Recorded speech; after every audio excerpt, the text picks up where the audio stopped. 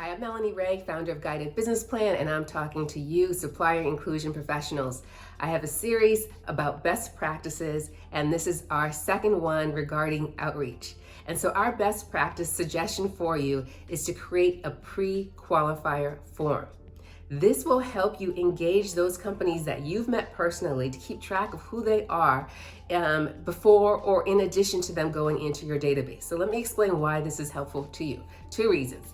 One, sometimes you want to create your own list of vendors that you meet that is separate from the vendor database. This is an easy, quick way for you to do that and have the vendors help you, to help have them save time for you by filling out this easy to fill out form, which is essentially key information from their capability statement. A lot of companies have evolved their vendor platforms, and I know that some people refer to them as technology platforms. Essentially, it's a vendor database. They've evolved them so much, we're filling it out as feels like filling out a just a very in-depth application, as if you're going for to buy a house, where you have to provide your financial information, provide essay question type answers. There's just so much content that's asked from the vendor that they may not complete it on time. And so now you have spent all this money attending these outreach events, identifying talented vendors that you could potentially work with, but they don't do the next step, which is register in the database or finish their full-on profile because there's just so much to it. And not to say that they shouldn't, because obviously if they want to work with your company, they should be thorough.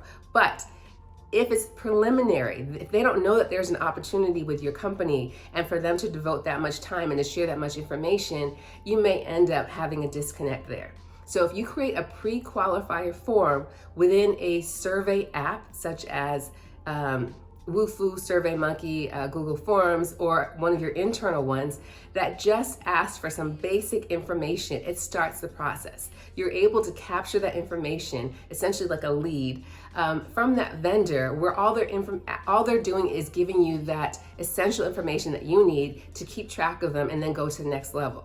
So imagine this, they fill out the form, the pre-qualifier form, and then they automatically get an email from you saying, thank you so much for this. We really look forward to meeting you more.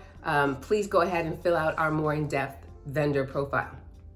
That gives them some more time. You now have a list of who that person is. You can follow up with them accordingly. So that's our best practice hack for you, is to create that pre-qualifier form using one of the several survey apps out there, or again, whatever you can use internally, just to make it easier to capture that potential lead by asking for some just essential information and then encouraging them to fill out the database and reaching out to them afterwards. This actually goes along with one of our other hacks in terms of creating that ongoing engagement. That's under onboarding, so I hope that you will check back for that. So thank you again. This is essentially a 9-part series. This is part number 2 in terms of best practices for supplier inclusion professionals.